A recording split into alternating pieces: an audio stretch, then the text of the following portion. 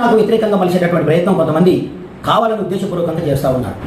క్షమాపణ చెప్తూ ఆ వ్యాఖ్యల్ని నేను వెనక్కి తీసుకుంటున్నాను.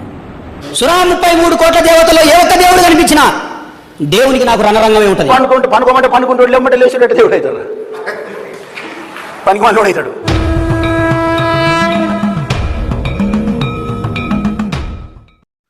అందరికీ జై శ్రీ మిత్రులారా, నేను మీకు ఏడియా జై కృష్ణ ధర్మరక్షణ. ఈ కదిరి కృష్ణ అని చెప్పి ఎవడైతే నాస్తికవాది అని, బహుజనవాది అని చెప్పి ఏదైతే వాడికి వాడే విడుదల తగిలించుకొని ఏదైతే సమాజ ఉద్ధరణ చేస్తున్నానంటే బిల్డప్ ఇస్తున్నాడో ఈ నీచ్ కమీనగాడు మొన్న మన వెంకటేశ్వర స్వామి గురించి మాట్లాడినటువంటి మాటలు ఏదైతే వాట్సాప్, ఫేస్బుక్ వీటిల్లో వైరల్ అవుతుందో వాటి గురించి నిన్న కూడా ఒక వీడియో పెట్టడం జరిగింది. అలాగే ఫేస్బుక్ లో కూడా లైవ్ పెట్టడం జరిగింది. వీడికి ఇచ్చినటువంటి ఆ వార్నింగ్ ఏదైతే హిందూ సమాజం ఒక్కసారిగా పగ్గుమని వీడి మీద వ్యతిరేక భావం చూపించేసరికి ఎక్కడ ఆ బైర్ నరేష్ గాడిలాగా నన్ను కూడా తన్నుతారేమో, రోడ్డు మీద పడేసి వంగబెట్టి తంతారేమో అని చెప్పి వీడు భయపడిపోయి ఎమ్మటే ఏం చేశాడంటే వాడు ఒక వీడియో రిలీజ్ చేయడం జరిగింది. ఆ వీడియోలో వాడు ఏం మాట్లాడాడు, అసలు వాడి క్షమాపణ ఏ విధంగా చెప్పాడు ఒకసారి విన్న తర్వాత మనం పూర్తి క్లారిటీ ఇద్దాం. ఒకసారి వాడు మాట్లాడిన మాటలు వినండి. మిత్రులందరికీ నమస్కారం. ఒక వీడియో సోషల్ మీడియాలో గత వారం రోజులుగా వైరల్ అవుతున్నది. కొంతమంది వ్యక్తులు కావాలనే ఈ వీడియోను కట్ చేసి మొత్తం సారాంశాన్ని పెట్టకుండా కొద్దిగా మాత్రమే ప్రజల్ని ఏ విధంగా రెచ్చగొట్టే విధంగా ఉన్నటువంటి అంశాలను మాత్రమే, ఆ మేరకు మాత్రమే తీసి సోషల్ మీడియాలో పెట్టి ప్రచారం చేస్తూ ఉన్నారు. వెంకటేశ్వర వీడు చూడండి, కావాలని కొంతమంది వైరల్ చేశారంట దాన్ని. వీడేం తప్పు చేయలేదంట, దాని పూర్తి సారాంశం అంట చెప్పలేదట. ఒరే చెత్తన డ్యాస్గా ఆ 23 నిమిషాల వేరే వీడియో మేము చూసాం. పూర్తి సారాంశం నువ్వేం చెప్పావో, ఎంత హితబోధ చేసావో మేము చూసావరా చెప్పా. ఏంట్రా నీ పుట్టికేంట్రా, నువ్వు గాడిదలకు పుట్టావారా అని ఎవడైనా తిడుతున్నాడ్రా అని చెప్పే విధానం ఎలా ఉంటుంది? అసలు నీ బతికేనారా? నువ్వు వేస్ట్ గడివరా, పెంట కుప్ప మీద గొర్రెలేటువంటి ఒక చండాలకు చీడ పురుగురా నువ్వు అని ఎవడైనా తిట్టాడనుకో, అది నేను ఎలా చెప్పాలి నీకు? అసలు నువ్వు ఎవడికి పుట్టావో తెలిసారా, పలానోడికి పుట్టావని చెప్తున్నారా అని ఎవడైనా అన్నాడనుకో, ఆ విషయాన్ని ఎలా చెప్పాలరా నేను? ఎలా చెప్పాలి? అసలు నీ బతుకేంట్రా, నీది ఒక బతుకారా? నీ ఎందుకు బతుకుతున్నావురా నువ్వు?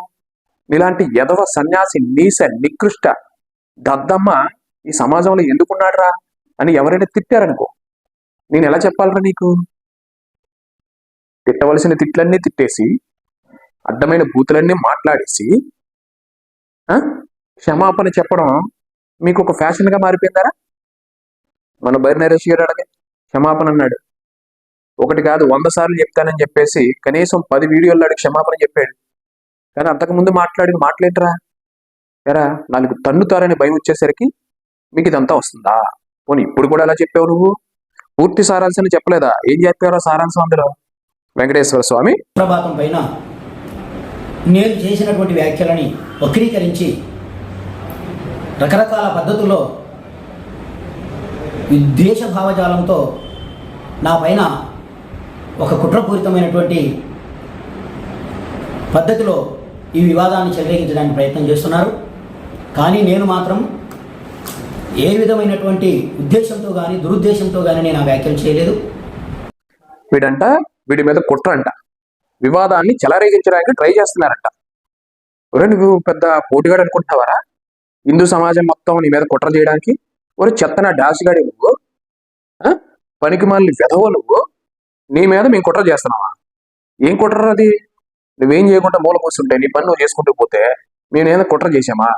ఒరే నీ నోటు దూల, నీ యొక్క అతివాదంతో మాట్లాడినటువంటి మాటలు ఏదైతే మా వెంకటేశ్వర స్వామిని విమర్శించినటువంటి మాటలు, ఆ బామర్దన, ఒరే వెధవన, వాడు దేవుడు ఎట్లా అవుతాడరా, పనికి మాలినోడు అవుతాడని చెప్పేసి రకరకాలుగా నువ్వు మాట్లాడినటువంటి మాటలతో మేము రియాక్ట్ అయ్యాంరా. మాకు పని పట్టలేదా వేదవ దత్తమ్మ? తిరుమల తిరుపతి దేవస్థానం వాళ్ళు సుప్రభాతానికి ఇచ్చినటువంటి ఏదైతే తాత్పర్యం ఉందో ఆ తాత్పర్యంలో ఉన్నటువంటి భాగాలను మాత్రమే నేను అక్కడ వివరించడం జరిగింది. ఏ విధంగా కొన్ని వర్గాలు దేవతల్ని రకరకాలైనటువంటి దురుద్దేశంతో మాట్లాడలేదంట. సరే నీకు చెప్తా, నీకు చెప్తానుండ్రా, నువ్వు దురుద్దేశంతో మాట్లాడుతున్నావో, నువ్వెంత విష బీజాలు నాటుతున్నావు సమాజంలో చూపిస్తానే నువ్వు.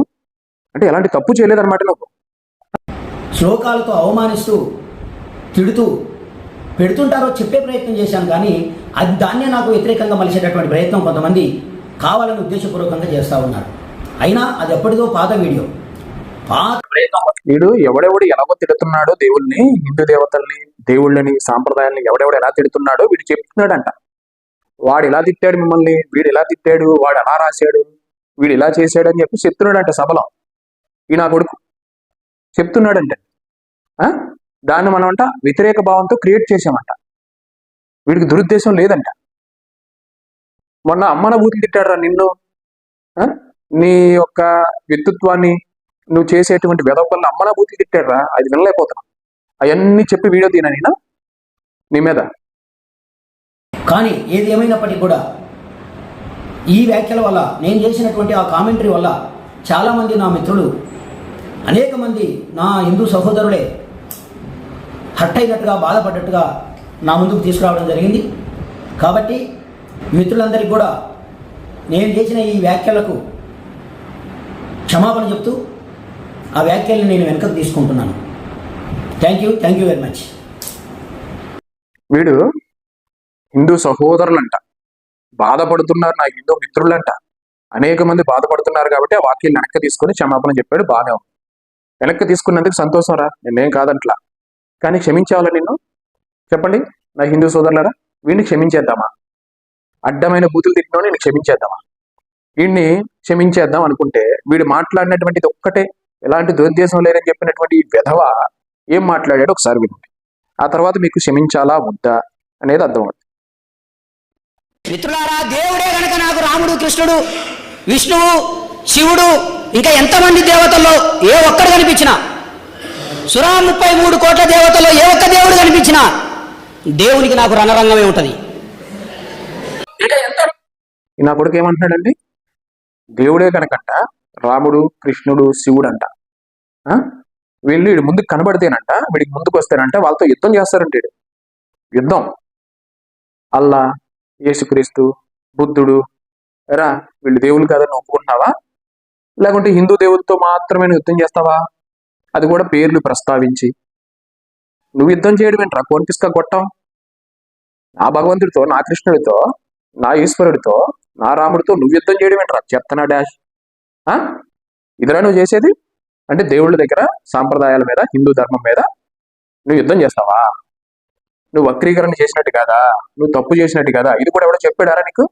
దాన్ని చెప్పే ప్రయత్నం చేస్తున్నావా నువ్వు? రా కదిరి కృష్ణ, కొడకన్ను ఊరబెట్టాలరా మీలంటుంది.